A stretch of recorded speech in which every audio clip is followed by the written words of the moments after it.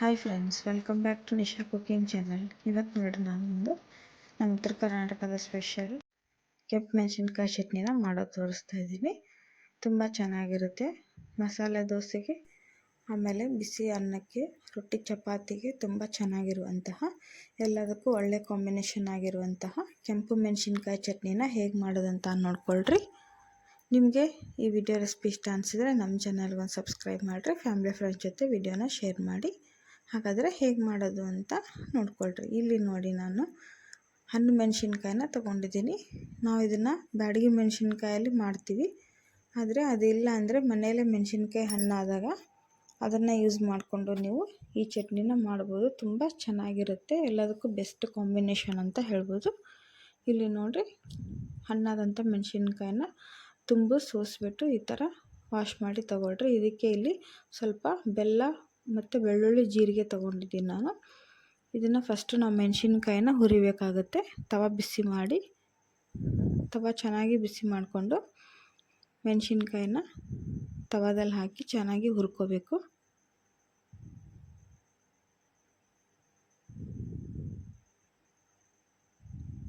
ಮೆಣಸಿನ್ಕಾಯಿ ಚೆನ್ನಾಗಿ ಹುರಿಯೋದ್ರಿಂದ ಚಟ್ನಿಗೆ ಒಳ್ಳೆ ಟೇಸ್ಟ್ ಬರುತ್ತೆ.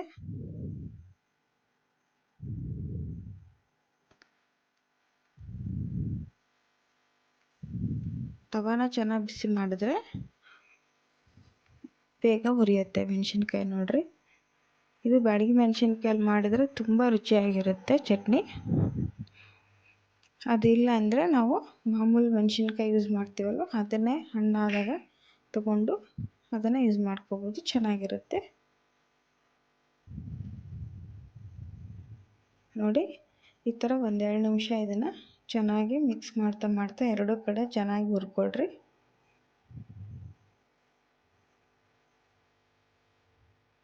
ನಾವು ಮೆಣಸಿನ್ಕಾಯಿ ಹುರಿದು ಚಟ್ನಿ ಮಾಡೋದ್ರಿಂದ ಹೊಟ್ಟೆಗೆ ಅಸಿಡಿಟಿ ಆಗೋದಿಲ್ಲ, ಆಮೇಲೆ ಚಟ್ನಿ ಕೂಡ ಬೇಗ ಅಳಿಸೋದಿಲ್ಲ. ಚೆನ್ನಾಗಿ ನಾವು ಈ ಥರ ಚಟ್ನಿ ಮಾಡಿಟ್ಕೊಂಡ್ರೆ ಒಂದು 15 ದಿನದವರೆಗೂ ಸ್ಟೋರ್ ಮಾಡ್ಕೋಬೋದು, ಏನೂ ಆಗೋದಿಲ್ಲ.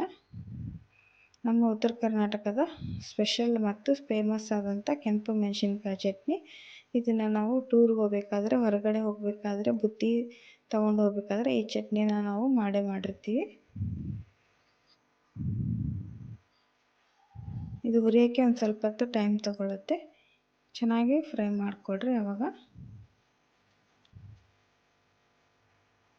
ನೋಡಿ, ಈ ಥರ ಕೆಂಪಿಗೆ ಹುರಿಯಿರಿ ಸ್ವಲ್ಪ ಹೊತ್ತು. ನೋಡಿ, ಇವಾಗ ಹುರಿದಿದೆ. ಇದನ್ನು ಪ್ಲೇಟಿಗೆ ಹಾಕಿ ಕಂಪ್ಲೀಟಾಗಿ ಕೂಲ್ ಆಗೋಕ್ಕೆ ಬಿಡೋಣ.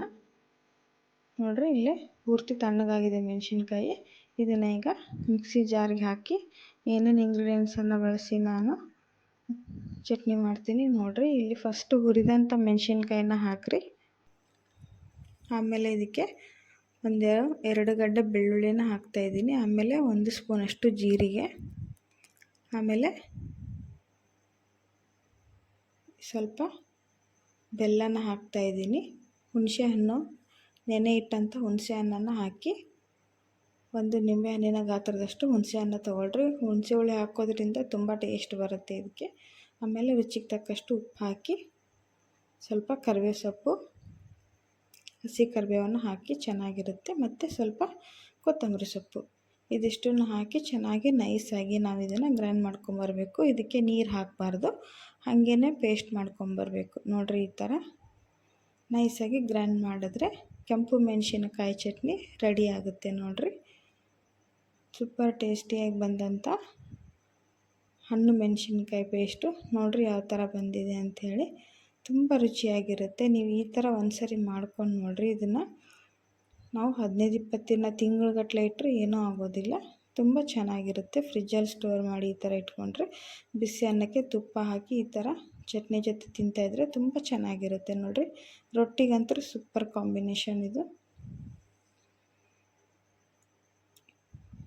ನೋಡಿ, ನಾನಿಲ್ಲಿ ಪ್ಲೇಟಿಗೆ ತೆಗೆದು ಸರ್ವ್ ಮಾಡ್ತಾಯಿದ್ದೀನಿ. ಹೇಗೆ ಕಾಣಿಸ್ತಾ ಇದೆ ಅಂತ. ನೀರು ಹಾಕ್ದಿರೇ ನಾವು ಏನು ಹುಣಸೆಹಣ್ಣು ನೆನೆ ಹಾಕಿರ್ತೀವಲ್ಲ, ಅದರಲ್ಲೇ ನಾವು ಇದನ್ನು ನೈಸಾಗಿ ಈ ಥರ ಗ್ರೈಂಡ್ ಮಾಡ್ಕೋಬೇಕು. ನೋಡಿರಿ, ತುಂಬ ಟೇಸ್ಟಿಯಾಗಿ ಬರುತ್ತೆ. ನಿಮ್ಮ ಹತ್ರ ಬ್ಯಾಡಗಿ ಮೆಣಸಿನ್ಕಾಯಿ ಇದ್ದರೆ ಅದರಲ್ಲಿ ಒಂದು ಸರಿ ನೀವು ಟ್ರೈ ಮಾಡಿರಿ. ತುಂಬ ರುಚಿಯಾಗಿ ಬರುತ್ತೆ ಚಟ್ನಿ ಇದು ನೋಡಿರಿ, ಸೂಪರಾಗಿರುತ್ತೆ.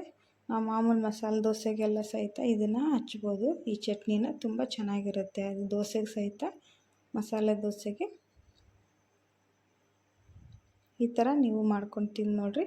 ಈ ವಿಡಿಯೋ ರೆಸಿಪಿ ಇಷ್ಟ ಅನಿಸಿದ್ರೆ ನಮ್ಮ ಚಾನಲ್ಗೆ ಸಬ್ಸ್ಕ್ರೈಬ್ ಮಾಡಿರಿ, ಫ್ಯಾಮಿಲಿ ಫ್ರೆಂಡ್ಸ್ ಜೊತೆ ವಿಡಿಯೋನ ಶೇರ್ ಮಾಡಿಕೊಳ್ರಿ.